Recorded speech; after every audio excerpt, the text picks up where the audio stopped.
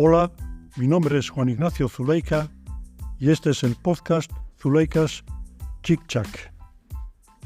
Conocemos la cesta punta actual, sus frontones, sus canchas, pelotas vivas y cestas artesanales a precios de violines. El deporte de pelota más rápido del mundo. Pero ¿cuál ha sido la trayectoria de esta modalidad de la pelota vasca, también conocida como Jai-Alai? ¿Cuándo, cómo y por qué surgió la cesta punta? Para hablar de ello, tengo como invitado a Daniel Carvalho, pelotari de cesta punta amateur, arquitecto y profesor, profundo conocedor de los juegos vascos de pelota y divulgador de estos.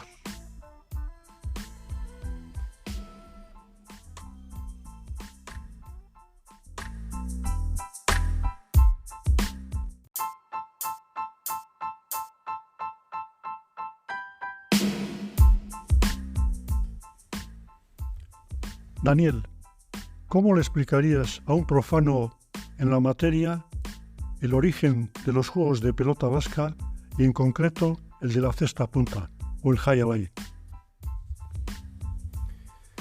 Bueno, primero agradecer la invitación al podcast. Me parece una iniciativa muy interesante para difundir, divulgar y dar a conocer los juegos de pelota. En un comienzo habría que hablar del origen del juego de pelota. El término se remonta a los juegos directos. Los juegos directos son aquellos que enfrentan a dos equipos en un espacio rectangular. Normalmente solía ser una calle o una plaza. Y estos juegos estaban muy extendidos por Europa. También están extendidos hoy en día por Europa y también están extendidos en América. Esto es el antecedente de los juegos. Yo creo que hay que hablar poco a poco porque en origen estos juegos se jugaban con herramientas o se jugaban a mano. Y en cada territorio ha desarrollado una herramienta diferente. Por ejemplo, en Italia estos juegos se juegan y se jugaban con brazalete. En Francia, jeu de paume se juega con raqueta. El juego de palma, jeu de paume, define que se juega a mano. Se juega en Valencia, se juega aún en Valencia, en Francia, etc. Entonces, según los dibujos, las pinturas, etc., pues podemos ver que estos juegos de pelota a largo, en plazas y en calles, se jugaba con herramienta, repito, pala, raqueta o brazalete o a mano. Y bueno, luego ahí ya empieza, yo creo que la primera evolución de nuestro territorio, que es la protección de la mano. Aquí se conoce la herramienta de la pala en textos antiguos, fabricantes de pala. Sería la sustitución de la raqueta, una pala jugando a juego directo. Lo podemos ver en el cuadro de Francisco de Goya en el Museo del Prado, donde están dos equipos enfrentados y los jugadores llevan palas.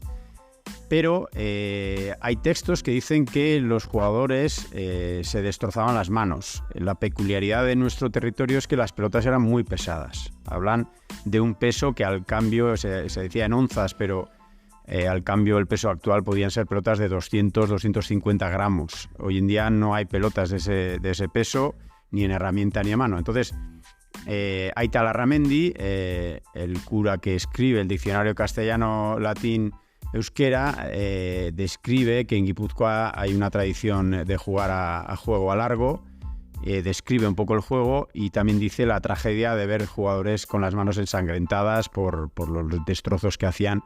Hay que tener en cuenta que son plazas de 50-60 metros de largo por 15-20 metros de ancho y se lanzaban la pelota en el saque hasta casi el otro lado de la plaza y había que devolver. Una pelota de 200 gramos, pues podemos imaginarnos que sin protecciones pues las manos sufrían mucho. Ahí nace la primera protección, el primer guante, o se va desarrollando un guante que en un principio es una mera protección, un guante cóncavo, sencillo, y va evolucionando. Entonces, así como en otros territorios se desarrollan otras herramientas, brazalete, raqueta, lo que he dicho, pues en nuestro territorio, siglo XVIII, yo creo que en el siglo XVIII ya se conocen esas primeras herramientas, serán los guantes de cuero. Guantes de cuero pesados, que se hacen con 3 capas de cuero de vaca curtido, moldeado, cosido y que es muy rígido para poder remontar la pelota, porque el movimiento es un juego de muñeca donde el término en euskera sería chirrist, de manera que se lanza la pelota con mayor velocidad y se bombea mucho más y que jugar a mano. No quiere decir que desaparezca el juego a mano, que se llama botelucea, pero sí ya la aparición de la herramienta, el guante, pues se establece casi en un siglo como juego principal, que ahora conocemos como guante la Shoah. Ese es lo que ha quedado hasta nuestros días. Y de ahí pasamos a la chistera, que es la cesta precursora. Sí, la primera referencia o el primer personaje o la primera persona que se conoce es Gainchiki. Bueno, Gainchiki, sí, yo me voy a atrever a hacer guante chiquía o chistera, que él, siendo, según cuenta Auñamendi Enciclopedia, en Sempere desarrolla una herramienta concretamente en 1857. En 1857 Gainchiki ya él empieza a jugar con un cesto o un recipiente que utilizan para guardar fruta, etcétera, y él utiliza como herramienta un poco más ligera y lo utiliza para jugar a pelota. Entonces, al ser más ligera, más manejable, pues yo creo que desarrolla una cesta. Yo creo que él fabrica la primera cesta para poder hacer lo mismo que hace el guante de cuero, es decir, el mismo movimiento, pero con una herramienta más ligera. En un primer momento no parece que cuaje la herramienta, simplemente pues es una variante que no coge éxito. Hay que tener en cuenta que es una iniciativa particular de una persona que quiere practicar el juego que le gusta con una herramienta y propone una alternativa. Pero tener en cuenta que en 1857 ya se juegan en las plazas, tenemos ya cuadros que se ven jugando en plaza con los guantes de cuero. Pues yo supongo que esta novedad pues empieza a calar y empiezan a ver las ventajas de jugar con una herramienta más ligera, que es una forma un poco más alargada, de manera que el chirrist se parece más a lo que sería el movimiento del remonte, donde de derecha sí se hace el remonte y se lanza muchísimo más lejos. Es decir, la herramienta, al pesar menos, pues se lanza mucho más lejos. Y ahí ya empieza un poco las variantes del juego. ¿Es posible que la nueva herramienta fuera más económica y a la vez permitiera mayor propulsión de la pelota? Sí, yo creo que la propulsión y la velocidad y poder bombear mucho más la pelota hace que el juego sea más vistoso. Entonces yo creo que ya se rebotaba la pelota, es decir, con el guante también se permitía el rebote según el tipo de plaza o la muralla que se jugara. Pero con esta cesta yo creo que se puede lanzar la pelota muchísimo más lejos y esto hace que cuaje, la herramienta cuaja. Es decir, ya hay una primera evolución de la herramienta, del cuero pesado, aparece una variante que está construida con aros de, supongo, castaño y con mimbre. Entonces, y guante de cuero. El guante de cuero también aparece en el guante de cuero curtido, pero es un guante que solo es para agarrar la mano. El resto es mimbre y castaño, con la forma moldeada, etcétera, muy parecida al guante largo del guante la Shoah.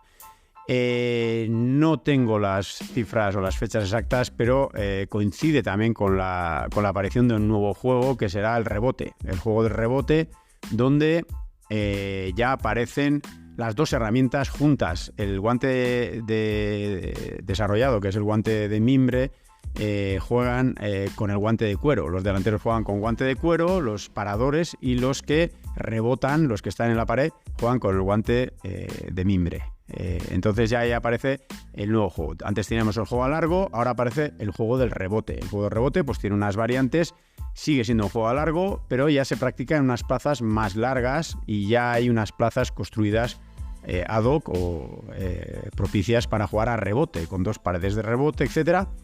Y ahí ya empieza a desarrollarse lo que es el juego con cesta. La cesta, la chistera, la primera chistera, será un poco el que propiciará el juego de la modalidad de punta volea a blé. Marian, están jugando juegos directos, ¿no? Juegos a largo. Coincide que en un contexto rural, poco a poco entramos en una industrialización, surge el blade, que en lugar de jugar como al tenis a día de hoy, empiezan a jugar contra una pared, contra el frontis. Sí. El juego Blé, las referencias del juego Blé se remontan casi hasta antes de la aparición del guante, de la protección del guante. Es decir, jugar a la pared, ya la pleca o jugar al Blé, de hecho en el diccionario de Aita Larramendi aparece Blea Naritu, que es jugar a buenas, no jugar a no fallar. Es decir, lo que hacen en el calentamiento antes de jugar en la plaza. Entonces, jugar a Blé tiene la ventaja de que se puede jugar 1 contra 1. Puedes jugar tú contra la pared con la herramienta que sea con pala, sea con guante, sea con chistera.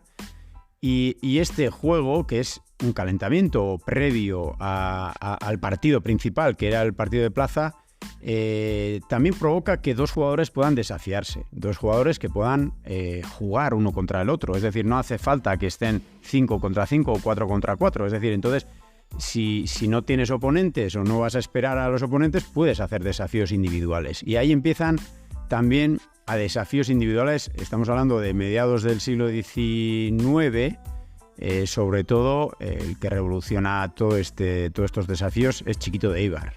Chiquito de Eibar desafía con todas las herramientas al Blé a los mejores de la época. Juega contra el mejor a mano, juega contra el mejor a pala. Chiquito de Eibar era muy buen jugador de pala. Y juega a cesta también. Se le puede considerar el primer profesional de la punta morea, de lo que luego vendría a ser la cesta punta. Yo creo que sí. Bueno, es el que provoca que los empresarios vean ahí un negocio, vean ahí un espectáculo, que esos desafíos, por descontado, igual que el juego a plaza, se disputaban apuestas, etcétera. Pues estos desafíos individuales que se celebraban en las fiestas de los pueblos, etcétera, pues atraían muchísimo público porque ya el nombre, los valles, concretamente Chiquito de Eibar, siendo de Durango, toda esta zona es la que origina pues todos estos desafíos, todo este movimiento de gente, pues nos remontamos a 1870, etcétera, donde el primer frontón preparado para estas modalidades va a ser primero el de Atocha, que es una plaza pública después de derribarse la muralla de San Sebastián, que es donde se jugaban muchos partidos.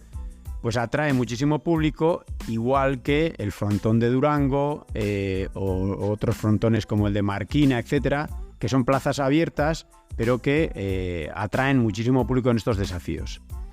Y ya, visto que estos frontones públicos que se cerraban para la disputa de esos partidos era interesante como negocio, en el entorno de Donosti, donde se junta la aristocracia con la burguesía, los veranos, la realeza, etc., pues unos empresarios en Ategorrieta montan, yo creo, el primer frontón privado para jugar a punta volea. Ellos deciden que este espectáculo que se monta eventualmente sea organizado y con entrada. Entonces montan el primer, yo diría, teatro, o lo que puede ser un espectáculo cerrado con grada fija. Esto también es un avance en lo que es el espacio donde se juega pelota, que es la grada fija. Antes las plazas tenían 2 o 3 gradas de piedra y particularmente se montaban gradas de madera temporales para los grandes partidos. Bien, pues este frontón, concretamente el de Ategorrieta, que actualmente está derribado y ahora hay unas viviendas ahí, pero por las fotografías podemos observar que es un frontón de un frontis de unos 20 metros de ancho, de 70 metros de largo, con una grada que tiene forma de cesta, tiene una curvatura de manera que el público pueda verlo casi desde el rebote, y tiene una contracancha de casi 10 metros. Es decir, que en la contracancha, lo que sería el patio de butacas, también se llena de sillas.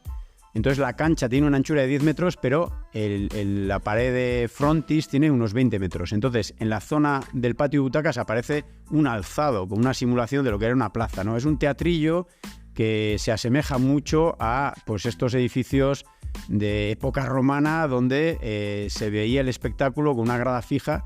y se reproduce, pero esta vez con unas estructuras que en esa época eran vanguardistas, estructuras metálicas, de madera, se construyen muy rápido los frontones para ser de esas dimensiones, con una peculiaridad, que no tenían cubierta aún. Dani, corrígeme si estoy equivocado, es el primer frontón al que se le denomina High Alley. Sí, en Peña Igoñi cuenta la anécdota que al decidir cómo llamar al negocio, le llaman High Alley en euskera o Fiesta Alegre en castellano, porque utilizan unos términos en euskera para atraer a este público pues que es nuevo en este tipo de espectáculos. Es curioso que aparece ya el público femenino también, porque es una actividad como quien va al teatro, ¿no? Es un espectáculo nuevo. Los pelotaris también empiezan a uniformizarse o utilizar una indumentaria diferente al de plaza, ¿no? La indumentaria de plaza, que podía ser un pantalón de la época con una camisa clara o lo que sea, unas alpargatas, pues aquí ya aparecen los pantalones claros, las camisetas a rayas, que era la moda entonces para ropa deportiva. Tenemos que tener en cuenta que el siglo XIX aparecen los deportes modernos, aparece el olimpismo, aparece el tenis moderno y la pelota se transforma donde la herramienta de la chistera es una herramienta nueva, ligera, que lanza la pelota muy rápido, en contra del guante de cuero, que se queda obsoleto, o el juego antiguo, que empiezan a considerarlo para los muy entendidos, pero muy difícil de entender para los nuevos. Entonces, los nuevos, el tanto 1 a 1, es decir, tanto directo, cuando se termina el tanto se cuenta 1, en vez de 15, 30, 40, que eso era más difícil de entender. Entonces, los que no entendían el juego les parece un espectáculo más atractivo. Con este frontón del High Alley, a la modalidad se le denomina punta volea. Jugaban con chistera solo de mimbre. El material, ¿qué tipo de material? Pelotas, quiero decir. Lo que más se ha conocido es que se jugara a punta volea. Es decir, según el reglamento que se conoce, que está guardado en la Biblioteca Nacional, porque estos reglamentos se extendían, los panfletos, para que los neófitos entendieran cómo se jugaba, describen que a derecha se remontaba y a revés se retenía. Entonces, ese detalle es muy interesante porque aguante no se retiene al revés. En cambio, aquí ya se retiene al revés. Es decir, se hace un pequeño achiqui, se hace una pequeña retención. En cambio, a diferencia de la chistera actual, el yokogarbi, que también se retiene con la derecha y se retiene al revés, aquí de derecha se remontaba. El golpe de derecha era para atacar.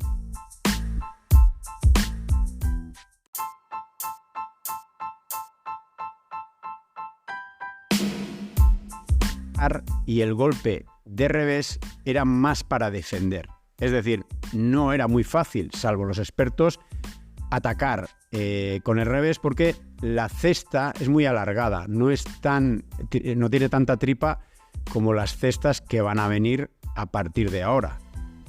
O sea, con este nuevo juego, que no quiero decir que no jugaran también los desafíos a pala o cesta contra pala, o guante contra cesta, es decir, entonces no había un reglamento muy claro, los partidos eran a saque libre, no se sacaba del 11 ni se sacaba del 4, se sacaba saque libre, es decir, el sacador se podía poner a la altura del frontis y el problema era quien tenía el saque dominaba el tanto, porque restar desde 60 metros, por mucho que restaras de derecha, muy buen restador tenías que ser para remontarle al otro con las pelotas pesadas que había en esa época, ¿no? Entonces había dos variantes, la pelota era pesada, no tenía mucho bote, no tenía mucha velocidad, los materiales del suelo tampoco podía ser losas, etcétera, pero no eran los hormigones que conocemos hoy. Luego, jugar a aire estaba muy bien, pero restar desde lejos, el que te cogía el saque podía hacer una atacada de muchos tantos. Pues esos partidos eran a 60, 70 y se acordaban antes del partido, ¿no? Entonces, yo creo que el High Alley de Ategorrieta lo que hace es empieza a plantear unos partidos pues ya más uniformes, a 50, 2 contra 3, 2 contra 2, donde los partidos tienen tanto interés por el partido como los jugadores que juegan en el partido. Ya aparecen las figuras, aparecen los carteles de los pelotaris diciendo de dónde son, cuáles son sus cualidades, si es restador, si es sacador, si ataca mucho, etc. Entonces ya aparecen los pelotaris como personajes con mucho interés para el público. No van solo a ver un partido, sino van a ver a Chiquito de Eibar, a Elízegui, a Mardura. O sea, ya saben los nombres porque en los carteles y en las revistas, la revista Pelotarismo que se publica en Madrid, pues describe cada semana o cada vez que se publicaba pues la crónica de un pelotari y luego hacía una crónica del partido que se había jugado antes y cómo había ido el tanteador, etcétera. Ahí empieza un poco el espectáculo. Y tras el éxito de la Punta Volea en San Sebastián, se abren frontones en Madrid y simultáneamente en la Argentina también. Y es una época en la que los profesionales como Chiquito de Eibar van contratados temporalmente a América y andan en función de su María o de los contratos. Correcto. Hay una similitud que es la fiesta del toro, ¿no? La fiesta del toro, que antes ocupaba espacios públicos, pues los empresarios contratan toreros, contratan ganaderos y llevan el espectáculo taurino allá donde interesa, construyendo incluso plazas de toros. Pues con el juego de pelota pasa algo similar, es decir, el espectáculo ya tiene interés. Concretamente, después del Jaialai de Teorreta se construye el Betijay de Aldamar. No pueden copiar el término Jaialai, pero se construye un Jaialai en Madrid, se construye un Betijay en Madrid y tantos nombres como podíamos tener en el diccionario refiriéndose a ese juego en Zaragoza, en Barcelona, en Valladolid, es decir, localidades que ahora han perdido esos frontones, esos grandes frontones, se van construyendo y también salta a América y en Argentina también se construye un frontón donde las grandes estrellas son contratadas durante meses para que hagan un poco allí el negocio. Curiosamente, la cesta, la chistera, va evolucionando también. Cuéntanos un poco ese tránsito entre lo que era la cesta primera y luego la que se llamó Mauser o más bien cesta punta. Pues aquí también hay una historia curiosa porque es también una iniciativa particular de un jugador que sufre una lesión de muñeca, el cual le imposibilita jugar adecuadamente con la derecha. Entonces la lesión de muñeca que en un principio le impide jugar, él supongo que probando se da cuenta que el movimiento del revés no lo tiene tan dañado.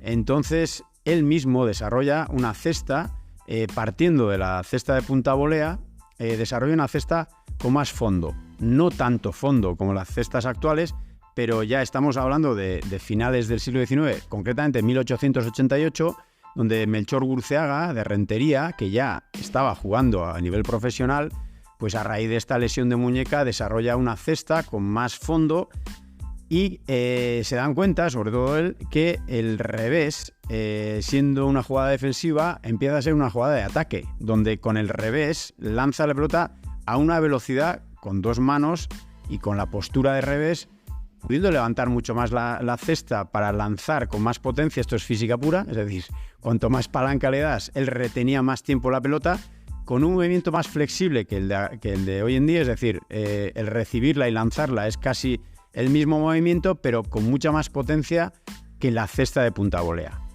Entonces, nada dice el reglamento al respecto. De hecho, no hay aún un reglamento que diga que se pueda jugar con una otra herramienta, y él empieza a demostrar a sus compañeros que su herramienta tiene mucho más capacidad y lanza mucho más lejos, etcétera. Y todos quieren ya utilizar esta cesta porque ven que tienen lo que antes era una pequeña desventaja al revés, ahora ya empieza a ser una ventaja. Es decir, los que tienen mucha derecha la van a tener con una herramienta o con otra, pero los que no tienen mucha derecha con el revés ven que van a empezar a tener posibilidades para hacer un juego más rápido, más violento y sobre todo lanzar muchísimo más atrás la pelota. Hay que tener en cuenta que el revés, la postura natural es por abajo y en la derecha la postura natural o la más es de lado o de arriba. Entonces la pelota puede ir muy lejos, pero es que de revés puede ir muchísimo más lejos, porque la pelota viene de abajo hacia arriba y al golpear con el frontis pues va más lejos. Ahí yo creo que empieza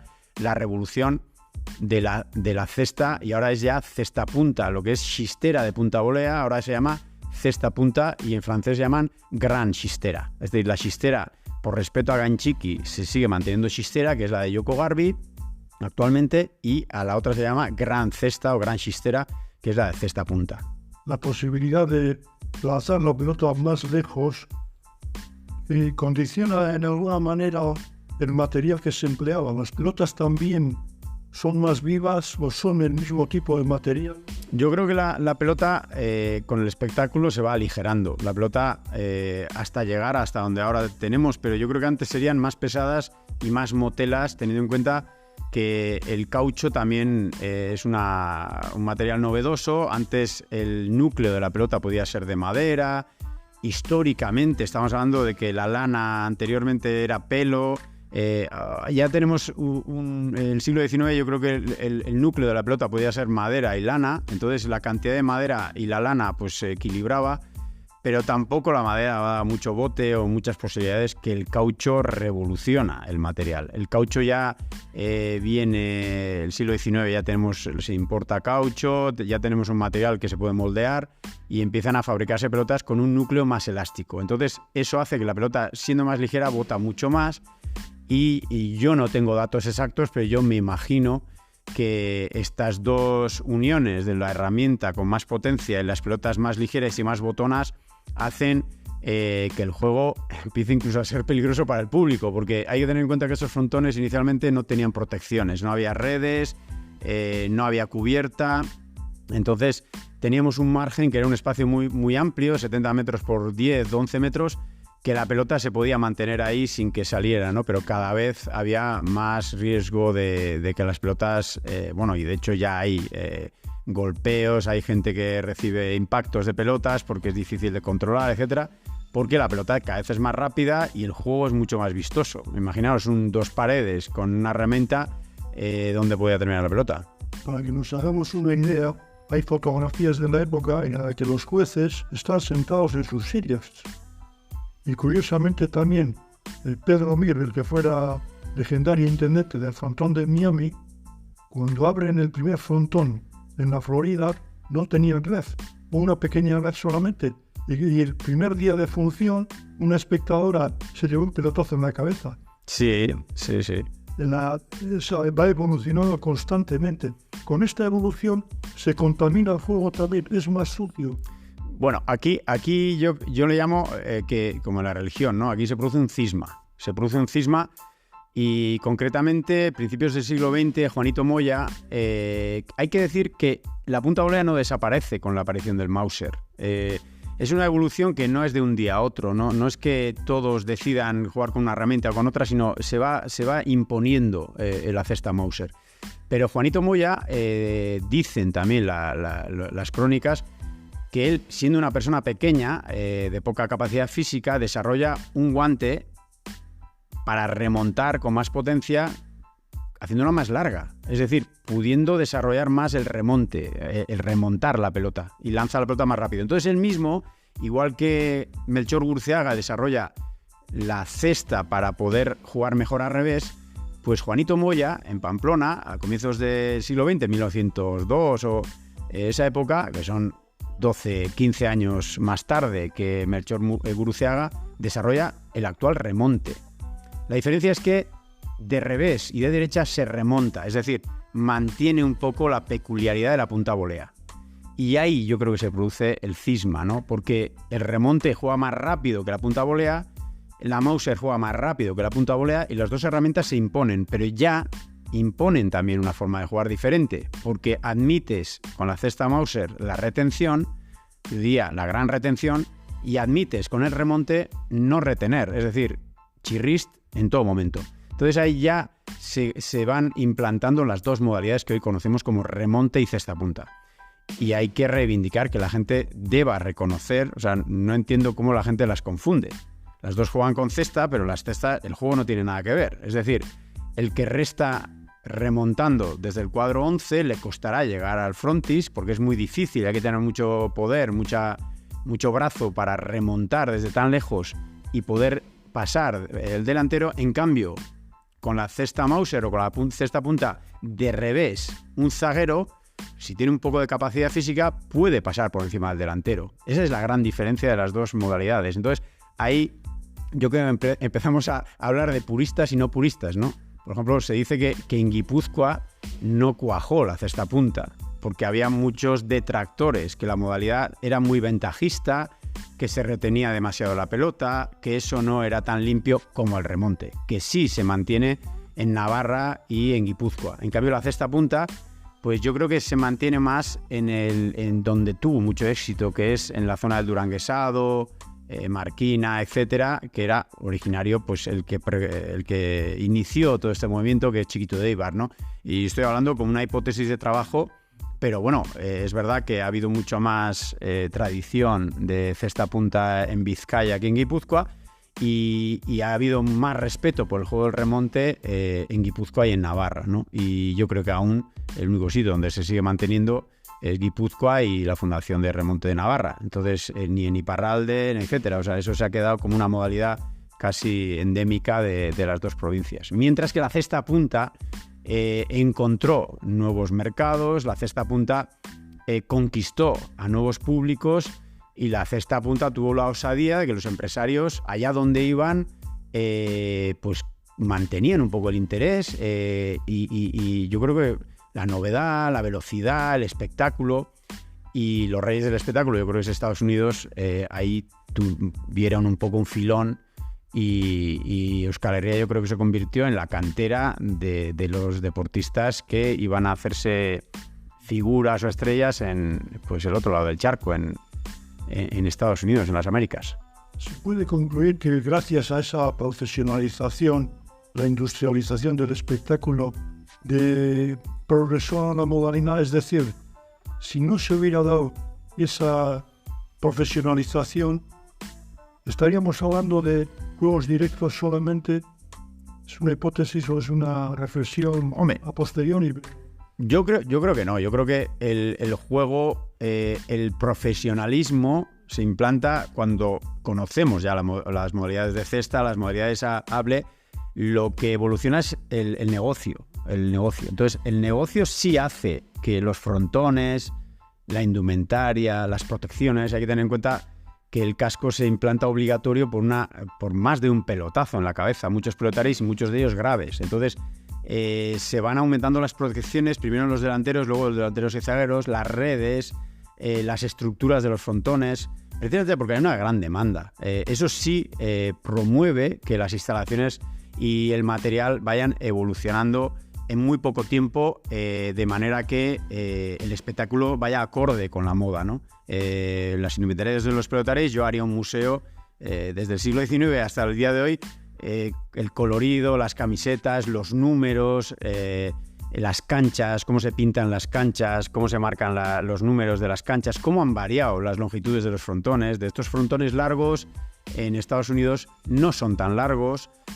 Aquí tampoco hay muchos frontones muy largos. El de Guernica, el de México se conoce como el más largo a nivel profesional, pero en el reglamento pues se ha quedado en los 54. Hay que tener en cuenta que los frontones de punta olea, precisamente porque igual era saque libre, eran de 70 metros. Hoy en día se podría jugar en frontones de 70 a cesta punta, igual sí, pero el juego no sería lo mismo, no se rebotearía, etc. Entonces sí ha habido una uniformización del juego, hay un reglamento. Ahora se ha construido una figura que es, yo creo que el negocio espectáculo relacionado con el highlight sobre todo. No quiere decir que las otras modalidades no hayan evolucionado, que han ido un poco siguiendo un poco la estela de lo que ha generado el highlight, porque ahora los pelotaris de mano también pues los vemos con otras indumentarias, con otras canchas, con otros colores, la televisión, etcétera, pero no creo que no se hubiera desarrollado si no se hubiera profesionalizado. Yo creo que la profesionalización del deporte ha implicado a todos los deportes. Estamos hablando que el fútbol también, la profesionalización ha hecho que haya evolucionado muchísimo. El tenis, el pádel, todos los deportes que se han profesionalizado, yo creo que han evolucionado muchísimo más rápido. Sin embargo, llevamos décadas estancados en cuanto a la herramienta. Cestas artesanales a precio de violines, y no hay indicios de que eso se vaya a bonificar de momento. ¿Cómo lo ves? Pues es una batalla y hay muchas discusiones. Yo tengo conocido que se han hecho experimentos con pelotas sintéticas, se han probado cestas sintéticas, palas de fibra, el remonte ha evolucionado su propia herramienta fabricada con fibra de vidrio, etcétera, etcétera. Pero no se ha conseguido uniformizar, no se ha conseguido llegar a... En el atletismo estamos hablando de materiales sintéticos, el remo ha transformado la trainera de madera pesada con las toletas de madera, los remos de madera, ahora es todo fibra de carbono. O sea, ahora un remero puede remar y doblar el remo sin que se rompa, y la potencia de esa remada es mucho más rápida con una trainera más ligera. La cesta punta debería de haber llegado al siglo XXI con una herramienta, yo creo que una combinación de sintético. Estamos en Estados Unidos y en Estados Unidos hemos conocido los bates de béisbol de aluminio, hemos conocido los bates de béisbol de núcleo de aluminio con exterior de madera, y la cesta no se ha evolucionado, se sigue construyendo. Quizá la forma ha evolucionado, pero la forma de construirlas sigue siendo mimbre y castaño. Ahora estamos viendo mimbres sintéticos, no es lo mismo, pero yo creo que tiene que haber un cambio en la herramienta de manera que sea muchísimo más accesible. Yo creo que ese es el problema de nuestra modalidad, y vamos a hacer un poco didáctica al respecto. Yo creo que si el material fuera más accesible, no habría tanto problema en la difusión del deporte. Es decir, si un chaval quiere probar a una modalidad como la cesta punta, el condicionante es el mismo que un chaval quiere hacer música. Comprarle un instrumento a un niño que quiere probar música es una decisión donde el instrumento ya vale a partir de 100 euros, 200 euros. Si un chaval quiere probar cesta punta, no puede ir a una tienda de multimarcas, no voy a decir ningún nombre, a comprar, igual que puedo comprar una pala de pádel a todos los precios, o un stick de hockey a todos los precios, o raquetas de todos los precios y todos los tamaños, porque los tenemos para críos y para adultos. No podemos ir a elegir una cesta a tamaño que queramos, infantil, alevín, juvenil o senior, con diferentes materiales y diferentes calidades. Solo tenemos fabricantes artesanales, y ese es un problema, porque hoy en día incluso los que jugamos a cesta no tenemos artesanos que nos quieren hacer cestas, porque hay muy pocos, y los que trabajan para los pelotaris profesionales. Es lógico, no les van a saturar con gente amateur que quiera jugar con cestas buenas. Nosotros tenemos que recurrir al material de segunda mano o artesanos que nos reparen las cestas deterioradas. En cambio, yo si juego a otra modalidad como la pala, por ejemplo, pues puedo ir a una tienda y comprar cualquier pala, porque hay fabricantes que los hacen en serie, ¿no? Yo creo que la pelota debería dar ese salto. ¿Y qué decir de las pelotas? Las pelotas hoy en día, menos de 60 euros no tenemos ninguna pelota, y no te duran más de 2 entrenamientos. Eso no pasa con otros materiales. Yo voy a comprar un balón de baloncesto y solo necesito un inflador. Voy a comprar pelotas de tenis y tengo cientos de pelotas de tenis, todas uniformes, todas del mismo bote, etc. Y en la pelota tenemos ese problema, que no hay un material sintético o una fabricación en serie de manera que tengamos pelotas uniformes y fáciles de adquirir, que puedan durar, y si no duran, que no me cuesten tanto para comprar una nueva, ¿no? Yo creo que ahí tenemos que hacer un gran esfuerzo y hay que hacer una inversión económica, y ahora solo me refiero a los directivos, al gobierno vasco, al gobierno Navarra, al gobierno de Iparralde, para que tengan en cuenta que este patrimonio tiene que dar un paso adelante en el material, y si no damos ese paso adelante en el material, que estamos viendo indicios, esto hay que decirlo, de federaciones y asociaciones que están invirtiendo en los nuevos materiales. Incluso hay algún expuntista que está invirtiendo incluso en fabricación de frontones de vidrio, sintéticos, etcétera, cesta punta de fibra de vidrio, etcétera. Pues yo creo que ese sí tiene que ser el camino para poder ver la modalidad que nos gusta sin ser tan exquisita y tan difícil de adquirir, porque lo hace exclusiva, y eso no creo que sea interesante que sea así. Yo creo que debería ser más popular. Dani, te agradezco sinceramente tu aportación. A mi modo de ver, ha sido una clase magistral de la trayectoria de la modalidad de la cesta punta, del high alight. Muchísimas gracias por tu tiempo, he disfrutado mucho, y vosotros que si has llegado a este punto del podcast, estoy seguro que también que habréis disfrutado, y sobre todo que sabéis un poco más de una modalidad fascinante como es la cesta punta. Eskerrik asko, denoi, eta hasta la próxima. Muchas gracias a todos. Eskerrik asko.